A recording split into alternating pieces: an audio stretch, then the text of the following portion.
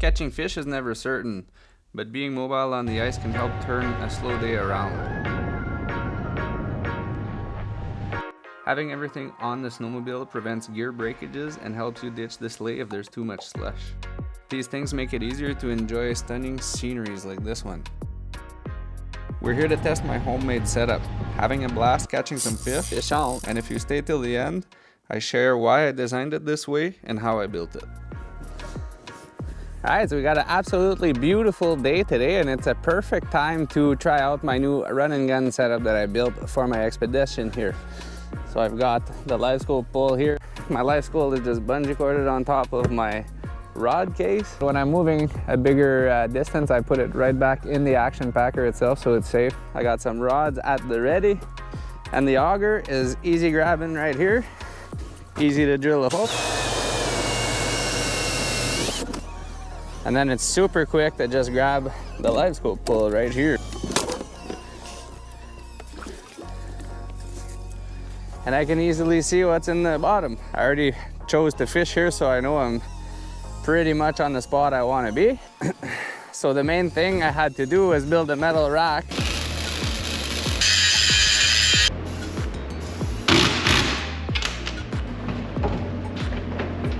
For this action packer to sit on top of the existing storage of the expedition right here.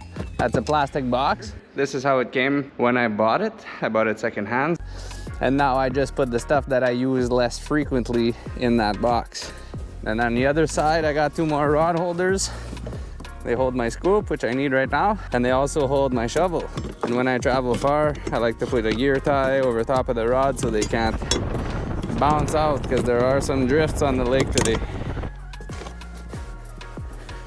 And I drill another hole because it's a lot easier than fishing in the same hole as the live scope.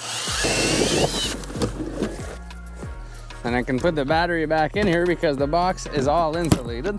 I've got the lid full of spray foam.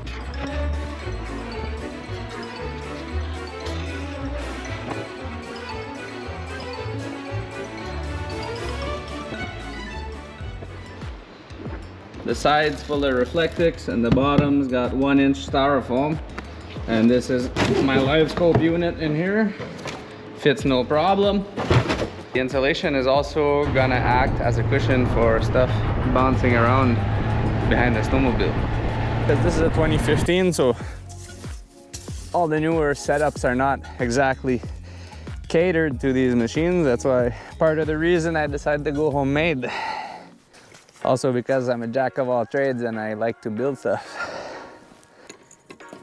And although this is a walleye spot, it doesn't mean there's not any lake trout, so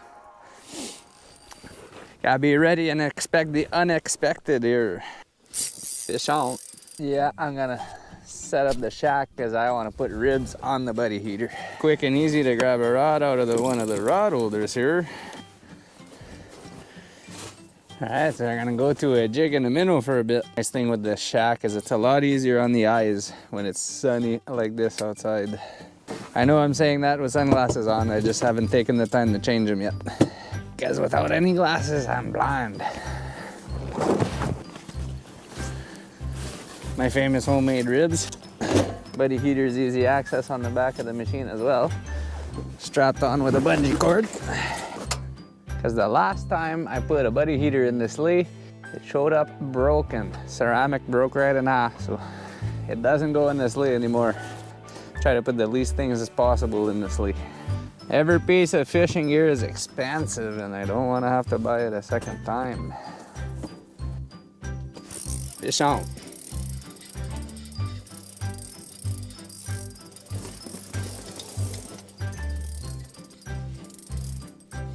It's a whitefish. That big whitefish.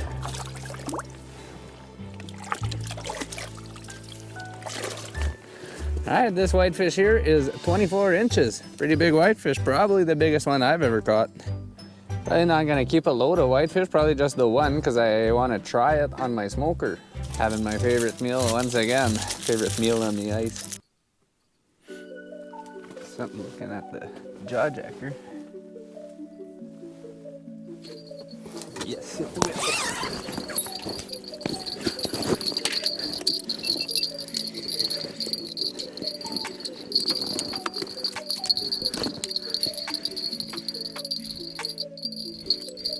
sure what it is, but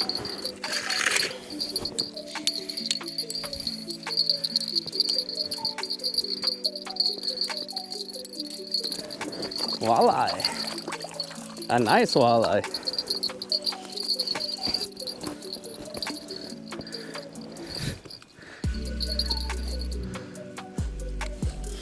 Whoop, the jig just fell in his mouth. Okay, he's unhooked. Alright, got this really nice walleye outside here on the jigging jaw jacker. It's about 22 inches. This guy's going back in. There you go, buddy. Thank you for fighting.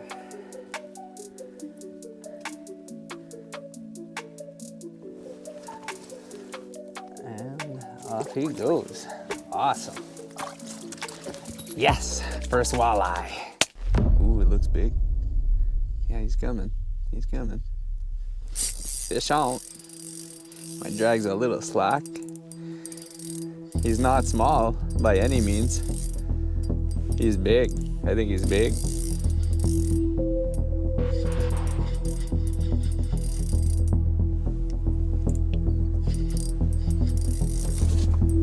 Yeah, he's pretty big. Oh, the jaw jacker, Jake, come and grab it.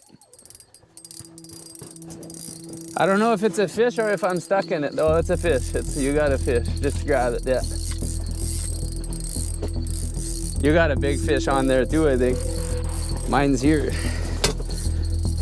Come on, buddy, this is a big walleye. Yes, a big walleye. Big, big walleye. Come on. Jake, you're stuck in me. Never mind, stop reeling. I see your line here. I thought it would have been a possibility. Bail is open, so. Okay. All right. It's 28. 28 incher. Beauty walleye. 28 incher out of Lake Temagami here. Awesome fish. Awesome, awesome.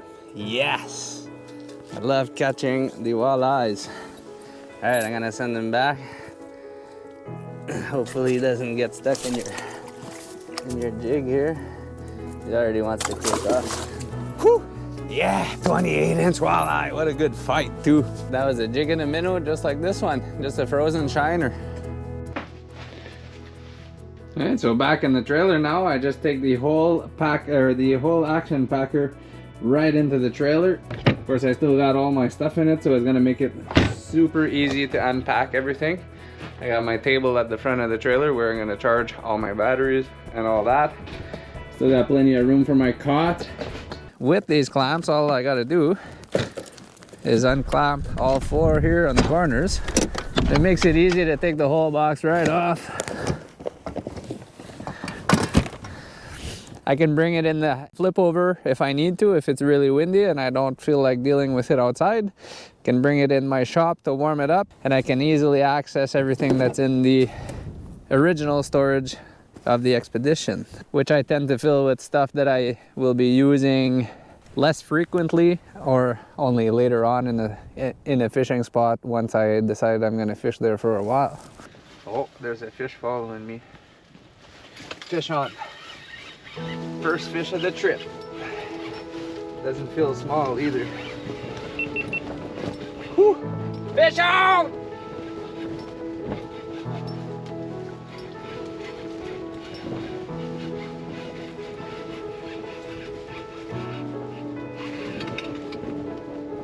Ooh, he's fighting. It's not a huge lake trout, but he's strong. Come on, get through here. Nice. All right, first lake trout of the trip. Come on, calm down. We got a nice medium lake trout to start with.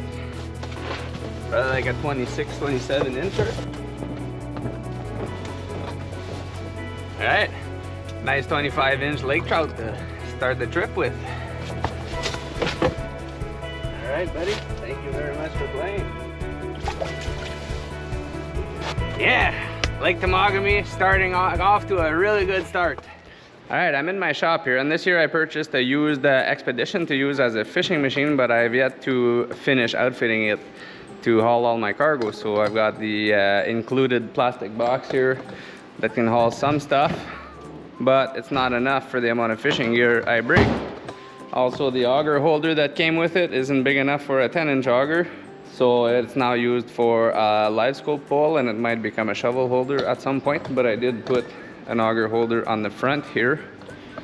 It's very handy to put the auger on and off and just clamp it on real quick. The objective though is to be able to bring this large cargo box over top of this plastic box and still have it be able to remove the big box to get into the small box to grab the stuff we don't use as often. So that's what I'm going to be doing today after I bring the truck out. And you can see the fishing gear is all covered with a tarp. It's because I just undercoated my roll-off trailer and I brought it outside. So lots of stuff to do in order to prepare for this next fishing trip, which is in Temagami. We're going after some big lakers, so stay tuned. And also, don't forget about our auger giveaway and to be subscribed to the channel, because you need to be subscribed in order to win it. I also wanted to show you how I keep my GPS on the handlebars. So I put my 9-inch Garmin from my live scope right here. I used a ram mount, screw it into the handlebar risers here, and I bought this cradle off of Amazon, as well as the power cable. It's just a Garmin power cable and the cradle specific to my GPS. Bolted that all on there, and now I have the screen for when I travel. Great for nighttime, coming back to camp after exploring a new lake. So what I did on the side of the rack is kind of locate a few holes that were existing that I could use and build off of that. I wanted a rail going this way that is higher than the top of this box, so that the bigger box that I want to put, the action packer that I want to put, can sit on top of it like this. Anyways, so here's what one side is going to look like. As you can see, it's got a slight pitch toward the back, so it's going to be easier for me to reach in the box when it's up there to grab the stuff that might be in the bottom. It took a little bit of figuring out to decide these pieces here, but I only had to do it once. I matched exactly the same pieces on the other side. Lightly weld both of these spots here, and same on the other side, and then I can figure out my crosser for the back.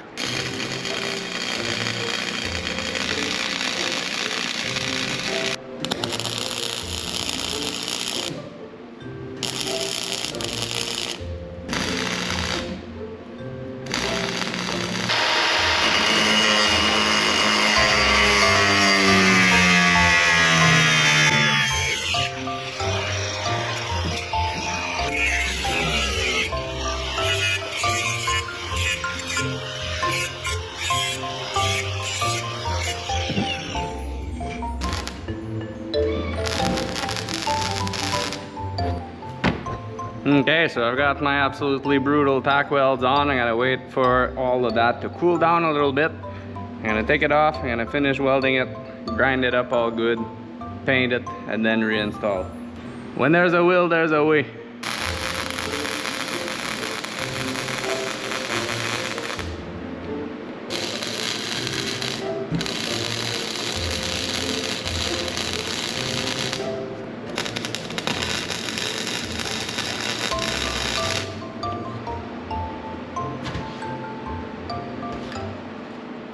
Gotta cover these ends here and then grind everything flat.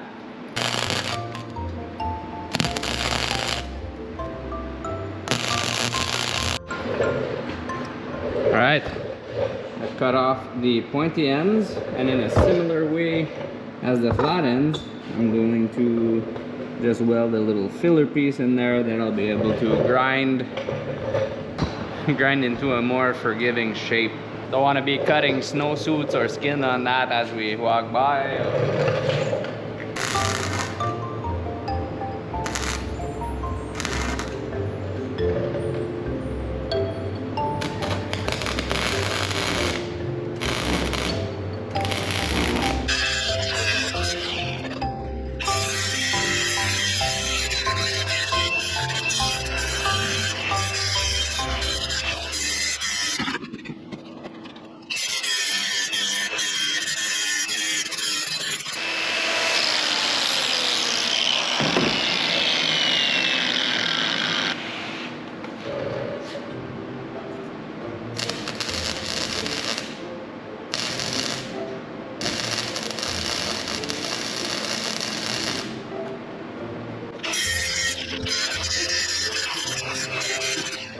Alright, now we put a flat disc like this on. And we're gonna, this one's pretty worn out, but it'll work. We're gonna make everything smooth.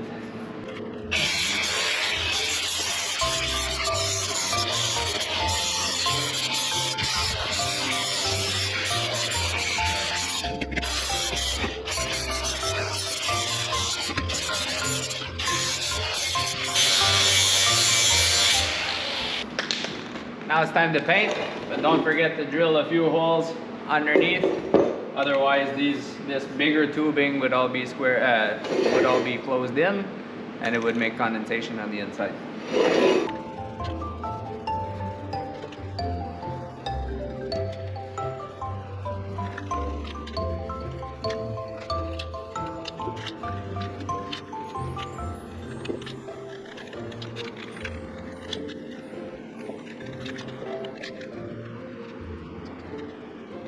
I'm gonna paint the bolts, but only this end, not the thread end. I'll paint the threads after it's all installed.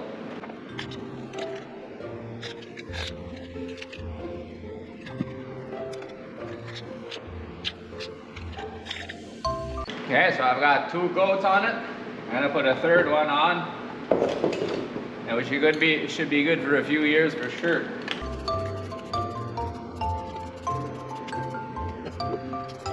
The washers and the bolts right here.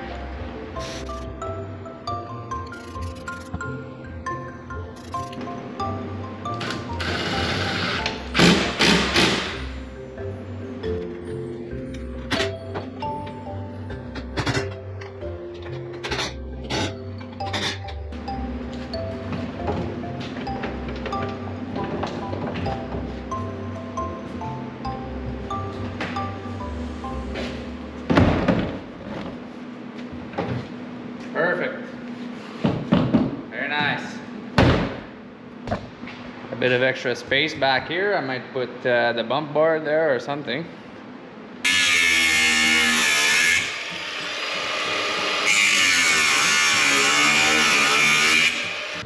Take this thing off.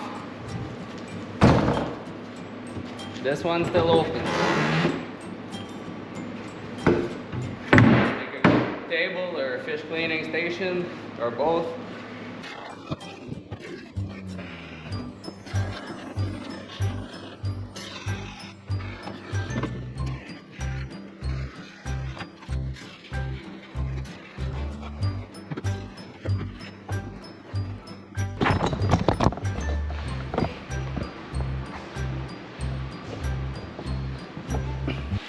Alright, so I stayed in the shop fairly late last night. I finished up the entire rack, and final installation, painting, etc. And I also spent some time building out my box. So I've got some D-rings on each side to hold the box down to the machine, and some on top to hold stuff on it. And I've spray foamed the inside of the lid. I'm gonna put eventually some insulation on the bottom and the sides too, but running out of time because when I came in the shop this morning, I noticed I had to change my sliders, and also I had a broken preset adjustment ring on the shock under this at the front of the skid, under the skid. So I took that all apart and changed my sliders this morning instead of finishing up some more stuff for the camping trip. So I do have some grizzly clamps on order that I will end up bolting here, and I will just have to put 4 clamps, but I don't think they'll be in on time before the next trip. So for now I'm going to use these D-rings with some ratchet straps. And of course I got the rod holders, 3 there and 2 there, so 5 in total, and some cargo space on top. So all that's gonna help me stay mobile on the next trip, especially now that there's a ton of snow on the ice and a bunch of slush underneath it. All right, so I got rid of the ratchet straps and I got these little grizzly clamps instead. A lot easier to take the box on and off. Nice and solid, not going anywhere. I'm gonna tighten this one a little bit. And then they did not provide a small nut to lock in your tension, so I'm gonna find one of those in the shop somewhere and add some on each corner. But pretty satisfied. It's moving the entire machine, so I doubt it's gonna pop off. I'll be keeping an eye on it for the first few uses, but I think it's gonna be pretty good. I used backing plates or large washers on the inside for anything that I bolted to it, and I made sure that all the insulation was removable for easy drying. And with the insulation all back in it, my gear will be all cushioned and also stay warm. So those bolts on the inside shouldn't affect my, shouldn't break my live scope or my cameras. So having the box that comes off easy like this allows for a few things. It's easy to bring this inside in the garage at night. When I get back to fishing, I can just take it off like this. Same thing on the other side, quick clamp. And I'm ready to bring it wherever I want. Obviously when it's full of stuff, it's gonna be heavy.